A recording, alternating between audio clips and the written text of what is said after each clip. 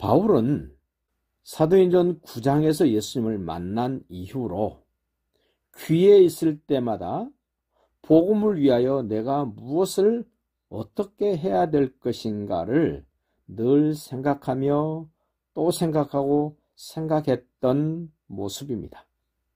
그래서 결국 그는 선교를 다니기로 결단을 합니다.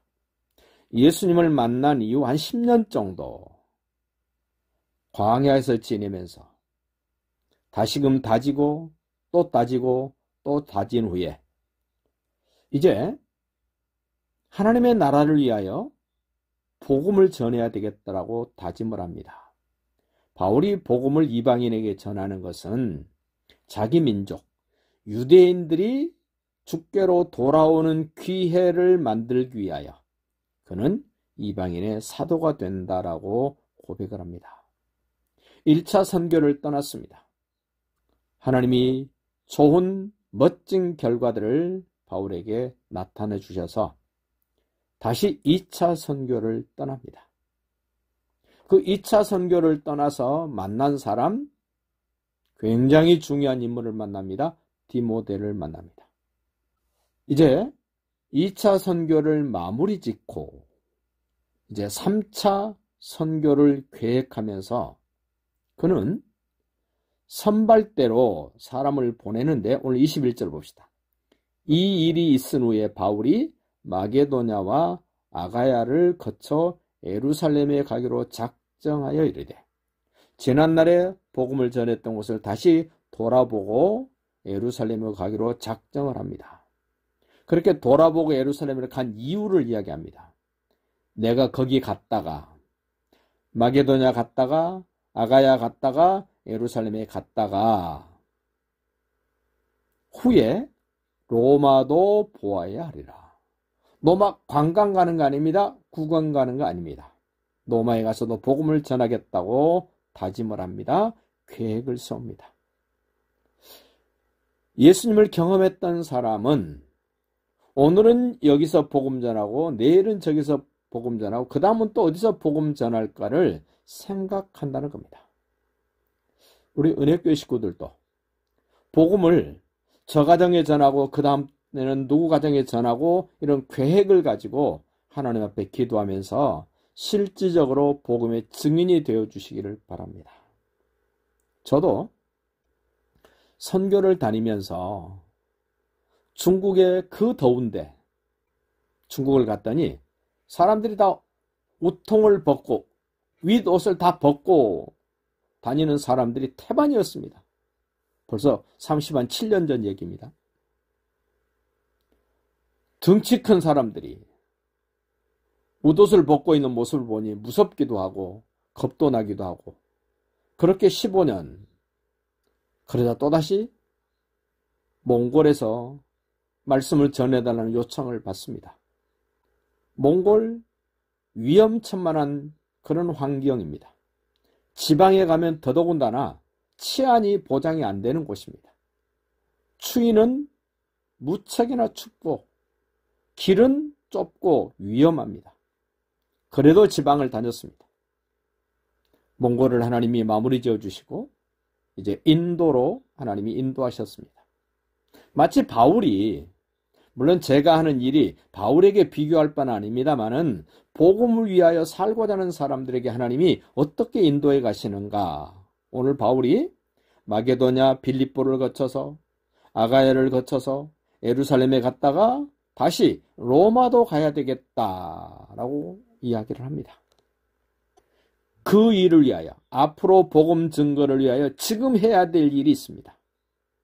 어떤 일이라면 복음의 협력자들이 필요하다는 겁니다. 물론 복음은 하나님의 일입니다. 예수님의 일입니다. 성령님의 일입니다. 그럼에도 불구하고 이 하나님의 일에 적극적인 사람이 있습니다. 바울입니다. 바울이 얼마나 적극적으로 일하는가. 기회만 있으면 선교하러 갑니다. 자기 민족을 구원하고 싶어 합니다. 우리도 대한민국이 구원받아야 됩니다.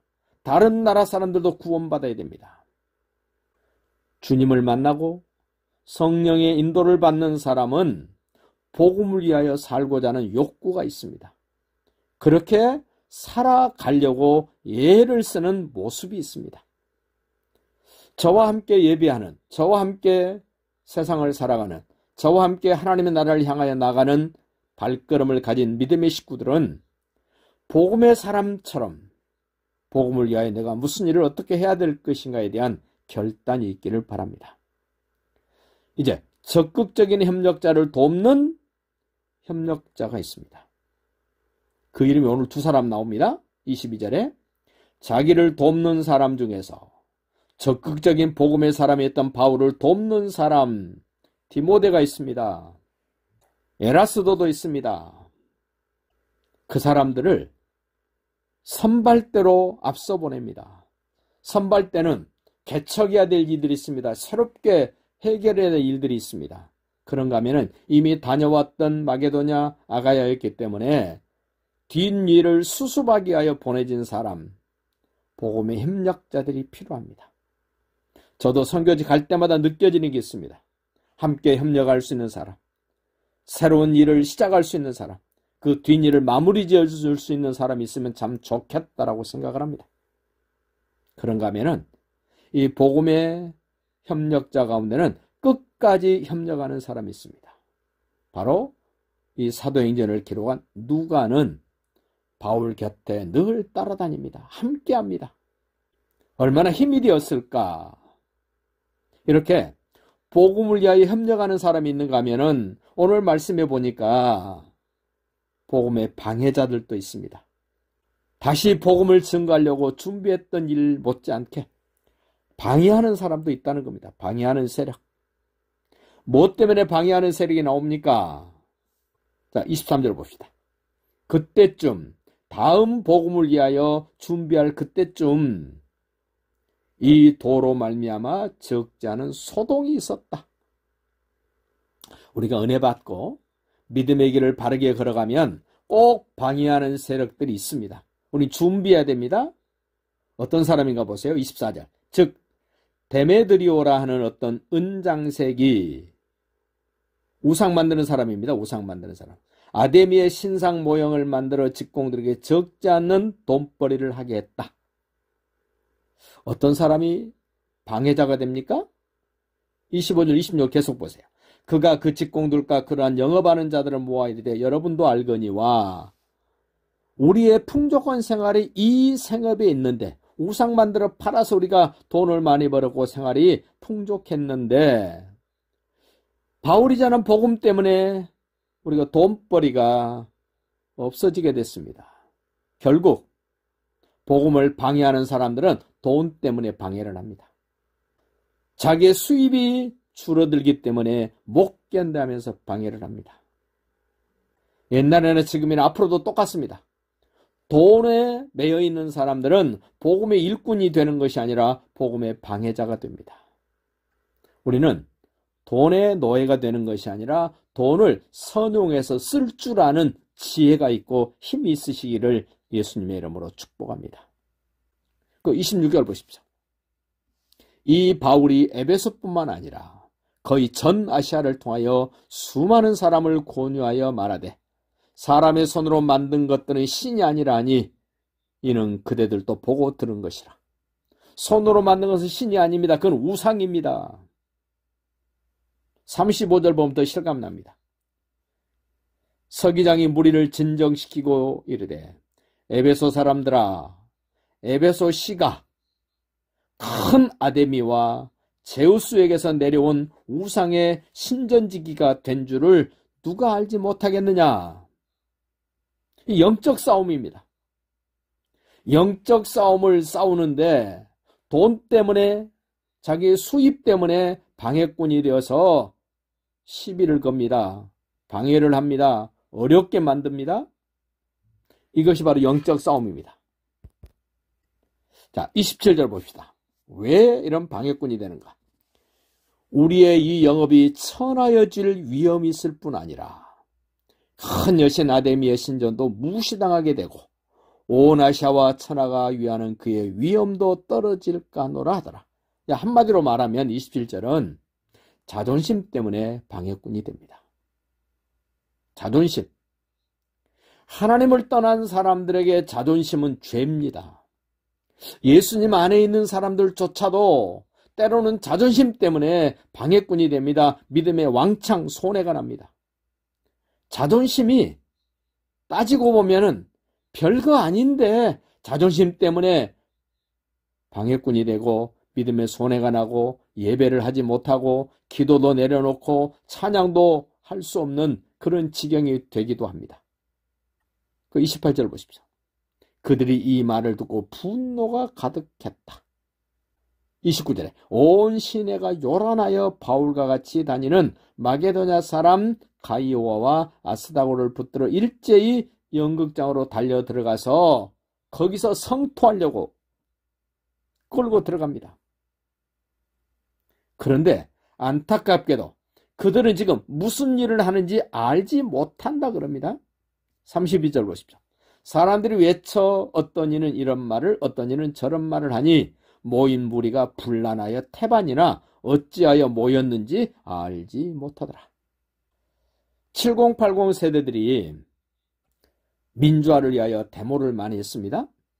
그때 앞서서 주도적으로 데모를 이끌어갔던 사람들은 왜 데모를 해야 되는 걸 압니다. 그런데 뒤따라오는 덩달아서 데모대로 나온 학생들은 왜 데모하는 줄 모르면서 그냥 따라다닙니다.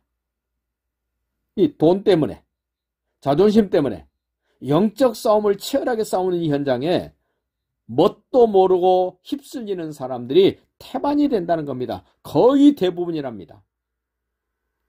우리 주변에 이런 사람들이 있으면 우리는 그 사람을 불쌍히 여겨야 됩니다. 그 사람들을 긍휼히 여겨야 됩니다. 그런가 하면 복음의 협력자가 있는가 하면 복음의 방해자도 있는가 하면 또한 무리가 등장을 합니다.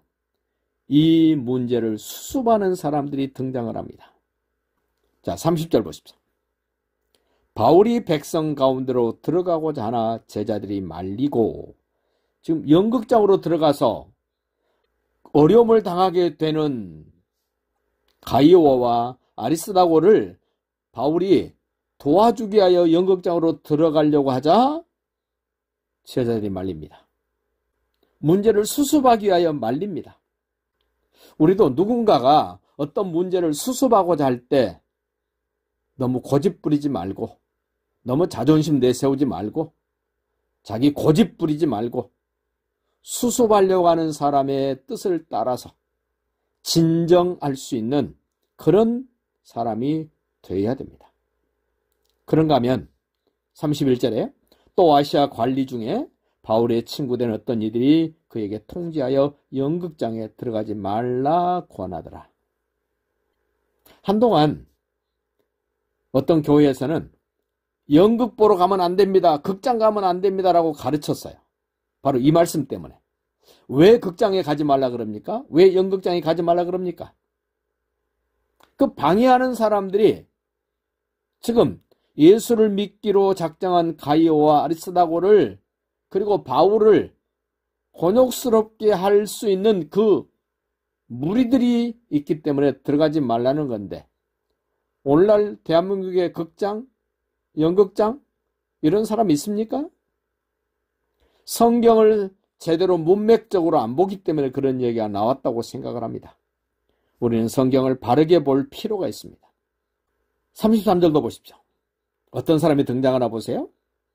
유대인들이 무리 가운데서 알렉산더를 권하여 앞으로 밀어내니 알렉산더가 손짓하며 백성에게 변명하려고 앞에 나섰습니다. 변명하려고. 그런데 실패합니다. 이런 알렉산더 같은 사람도 필요합니다. 제자 같은 사람도 필요합니다. 그런가 하면 바울의 친구 관리들도 필요합니다. 수습해야지 다음 일이 진행이 됩니다. 35절에 한 사람이 또 등장을 합니다. 서기장이 무리를 진정시키고 이르되, 이 서기장은 로마의 핵심 인물은 아닙니다만은 마치 민선 투표로 뽑아놓은 어떤 그 의장, 의회 최고장입니다. 그 사람이 무리를 진정시킵니다. 진정시키는 이유가 나옵니다. 40절 가보십시오. 오늘 아무 까닭도 없는 이 일에 우리가 소요사건으로 책망받을 위험이 있고, 이런 사태가 생기면, 이런 소요가 생기면 이 서기장에게 책임을 묻기 때문에 책임을 면하기 위하여 수습하는 사람이 있습니다. 우리가 복음을 들고 나가면 여러 가지 상황들이 벌어집니다. 그것 때문에 우리는 주눅들면 안 됩니다. 그것 때문에 쫄아들면 안 됩니다. 하나님은 지켜보시고 진정시킬 수 있는 사람이 나오는가 하면 복음에 적극적인 일꾼이 있고 협력자도 있습니다. 이 서기장이 나와서 알렉산더가 해결 못했던 것, 가이오와 아스다고 해결 못했던 것, 바울의 제자와 바울의 친구들도 해결하지 못했던 것들을 해결하며 수습을 합니다. 그래서 바울은 마게도냐를 거쳐서 아가야를 거쳐서 예루살렘을 거쳐서 이제 로마까지 가게 되는 다음 복음을 위한 일들이 진행이 되어집니다. 다시 한번 생각해 봅시다.